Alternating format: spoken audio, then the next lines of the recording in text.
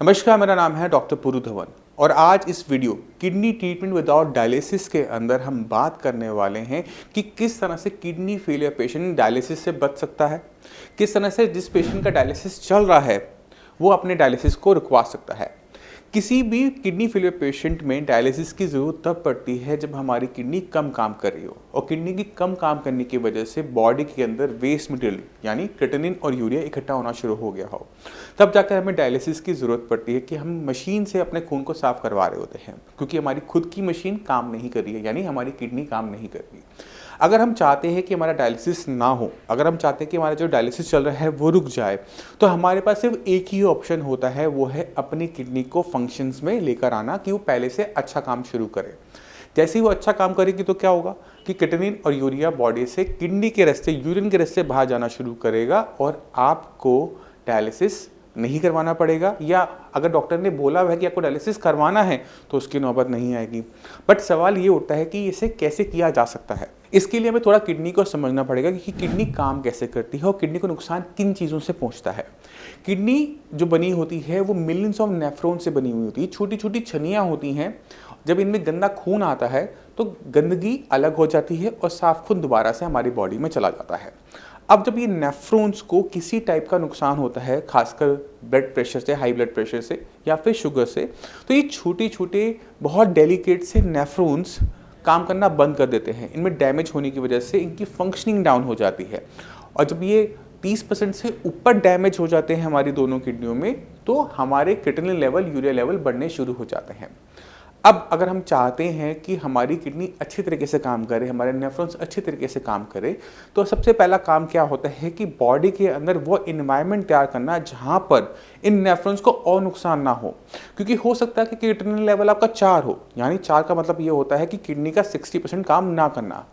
मगर creatinine level 4 होने के बाद भी मैक्सिमम पेशेंट में कोई सिम्टम नज़र नहीं आता, कोई थकावट नहीं होती, कोई कॉम्प्लिकेशन नहीं होती।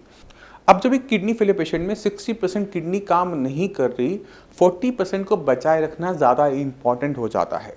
हमने उस 40% किडनी पे पहले काम करना होता है कि उसे और नुकसान ना हो। इसके लिए हमें समझना चाहिए कि किडनी कभी भी अपने आप खराब नहीं होती, कोई ना कोई कारण ज़रूर होता है जिसकी वजह से किडनी को नुकसान पहुंच रहा होता है। तो सबसे पहला काम उस चीज़ को पहचाना, उस बीमारी को पहचाना जिसकी वजह से हमारी किडनी को नुकसान पहुंच रहा है। 80% केसेस के अंदर, किडनी फेलियर के 80% केसेस के अंदर कारण में सबसे पहले या तो हमें हाई ब्लड प्रेशर मिलता है या फिर हाई शुगर मिलती है, और कुछ केसेस के अंदर हमें दोनों बीमारियां साथ में देखने को मिलती है जो कि कारण होता है किडनी फेलियर का।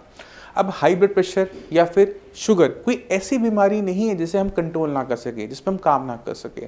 तो सबसे पहला काम आप क्या करेंगे कि अपने हाई ब्लड प्रेशर को कंट्रोल में लेकर आएंगे। अगर आपको शुगर है तो शुगर को कंट्रोल में लेकर आएंगे। अब सवाल ये उठता है कि ब्लड प्रेशर की नॉर्मल वैल्यूज़ क्या होती हैं। तो नॉर्मल ब्लड प्रेशर होता है 120/80 mm/Hg। अगर आपका नीचे वाला यानी डायसिस्टोलिक वाला ब्लड प्रेशर हाई आ रहा है, वो 90 आ रहा है, 100 आ रहा है, 110 आ रहा है, यानी आपकी किडनी के अंदर ब्लड बहुत प्रेशर से एंटर कर रहा है। जब भी वो इतनी ज़्यादा प्रेशर से एंटर करता है, नेफ्रॉन्स तक जाता है, तो उस प्रेशर की वजह से नेफ्रॉन्स को डैमेज पहुंचना शुरू हो जाता है और किडनी सिकुड़ना शुरू कर देती है। तो सबसे पहले ब्लड प्रेशर को नॉर्मल करते हुए 120/80 या फिर उससे नीचे रखेंगे, जिससे ब्लड प्रेशर से हमारी बची हुई 40% किडनी को किसी भी टाइप का नुकसान ना हो, हमारी किडनी को और कोई नुकसान आगे ना बढ़े। उससे होता यह है कि हमारा क्रिएटिनिन लेवल आगे बढ़ना बंद कर देता है। इसी तरह से डायबिटीज़ के अंदर हमने क्या करना होता है कि हमारी शुगर, चाहे वो फास्टिंग हो, पीपी हो या रैंडम हो, वो हमेशा 180 से नीचे रहनी चाहिए, 180 से नीचे रहनी चाहिए। अगर वो 180 से प्लस में जाती है तो हाई शुगर लेवल की वजह से हमारी किडनी के अंदर जो छोटी छोटी वेसल्स होती हैं जो ब्लड लेके जाती हैं, नेफ्रॉन्स को देती हैं, उनको खाना देती है, उनकी सप्लाई खराब हो जाती है। वो वेसल्स खराब होने की वजह से किडनी को प्रॉपर तरीके से ब्लड, ऑक्सीजन नहीं मिल पाता और किडनी काम करना बंद करना शुरू कर देती है। तो हमने डायबिटीज़ और ब्लड प्रेशर दोनों को नॉर्मल वैल्यूज़ में रखना होता है जिससे किडनी का नुकसान आगे ना पड़े। एक बार आपका ब्लड प्रेशर और शुगर कंट्रोल में आ जाता है, उसके बाद हमें चलना पड़ता है स्टेप नंबर 2 के ऊपर। स्टेप नंबर 2 के अंदर हमें किडनी की ही खूबियों को इस्तेमाल करना होता है। हमारे शरीर में जितने भी अंग हैं उनकी कुछ ना कुछ खूबी होती है। जैसे हमारा लीवर है, वो रीजनरेट कर जाता है, मगर हमारी किडनी रीजनरेट नहीं कर पाती। उसके बाद दूसरी खूबी है, उसके बाद खूबी ये है कि वो अपने काम करने की क्षमता को बढ़ा लेती है। जैसे अगर एक इंसान को अपनी किडनी स्टोन की वजह से, पस की वजह से, चोट की वजह से निकाल कर अलग करनी पड़ती है। तो सिंगल किडनी होने के बावजूद भी उसकी बॉडी के अंदर क्रिएटिनिन लेवल, यूरिया लेवल नहीं बढ़ता। ऐसा कैसे हो सकता है? सोच कर देखो कि पहले 2 किडनी खून को साफ करती थी, अब 1 कर रही है, मगर तब भी क्रिएटिनिन लेवल, यूरिया लेवल नहीं बढ़ा। ये इसलिए हो पाया क्योंकि किडनी ने अपने काम करने की क्षमता को बढ़ा लिया। ये इसकी खूबी है। अब अगर हम यही खूबी किडनी फेलियर पेशेंट में इस्तेमाल करेंगे तो क्या फ़ायदा होगा कि उसका काम करने की क्षमता की वजह से, बढ़ने की वजह से creatinine level, urea level down होना शुरू हो जाएगा, राइट। तो हमने यही खूबी हर किडनी फेलियर पेशेंट में इस्तेमाल करनी होती है, मगर इस खूबी को हम तब इस्तेमाल कर पाते हैं जब हमारी किडनी को इन्वायरमेंट मिले, एक ऐसा इन्वायरमेंट मिले जहाँ पे उसे और नुकसान ना हो, जो कि हमने पहले स्टेप में दे दिया। अब दूसरा हमने क्या करना होता है, किडनी को थोड़ा सा पुश करना होता है। इसके लिए हम यूज़ करते हैं किडनी फंक्शन रिस्टोरेशन ट्रीटमेंट, यानी एक ऐसा ट्रीटमेंट जिसमें किडनी के जो फंक्शंस हैं उनको रिस्टोर करने की कोशिश की जाए।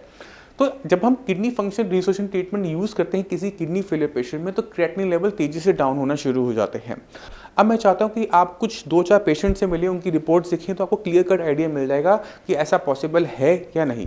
नमस्कार, मेरा नाम है डॉक्टर पुरुधवन और आज हम बात करने वाले हैं एक पेशेंट के बारे में जिनका क्रिएटिनिन लेवल सिर्फ 15 दिन के अंदर 9 से 1 के आसपास आया है।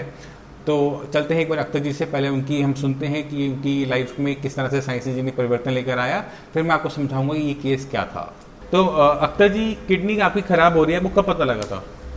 15 दिन पहले। 15 दिन पहले जी। 15 दिन पहले आपके क्रिएटिनिन के लेवल क्या थे? 9.1। 9.1। जी सर। और दिक्कत क्या महसूस कर रहे थे उस टाइम में? उल्टी आना, चक्कर आना, टेम्परेचर बढ़ना, बीपी, बुखार भी था उस टाइम जी आपको? सर। और कहीं और दिखाया था आपने यहाँ आने से पहले? जी, प्राइवेट हॉस्पिटल। अच्छा। जहाँ डायलिसिस के लिए बोला गया था। डायलिसिस के लिए बोल दिया था जी आपको। सर। तो आपने सिर्फ 15 दिन का ट्रीटमेंट लिया है, अब आपका लेवल क्या है? अब सर मेरा लेवल है 1.67। 1.67। अब बॉडी में कोई दिक्कत महसूस कर रहे हो? नहीं सर, बिल्कुल बेहतर और बेहतरीन। अब काम पे जा पा रहे हो, नहीं जा पा रहे? जी, अब तो जा रहा हूँ मैं। कब से जा रहे हो काम पे? 4-5 रोज हो गए। 4-5 दिन हो गए, काम भी शुरू कर दिए दोबारा जी से? सर। ये तो बहुत अच्छी बात है। अख्तर जी का जो क्रिएटिनिन लेवल है 9 से 1 जो 15 दिन के अंदर आया, उसके लिए हमें बहुत जगह पे काम करना पड़ा एक साथ। पहले तो ये समझना पड़ा कि किडनी खराब क्यों हो रही है। नॉर्मली जो किडनी होती है 80-90% लोगों के अंदर खराब होती है हाई बीपी और शुगर की वजह से। अख्तर जी को ना बीपी ना शुगर। इनकी एक खास हिस्ट्री हमें देखने को मिली कि इन्होंने 1.5 साल तक पेन किलर खाया। पेन किलर खाने से क्या होता है कि किडनी पर उसका इम्पैक्ट आता है, किडनी एकदम इनका काम करना बंद कर दिया।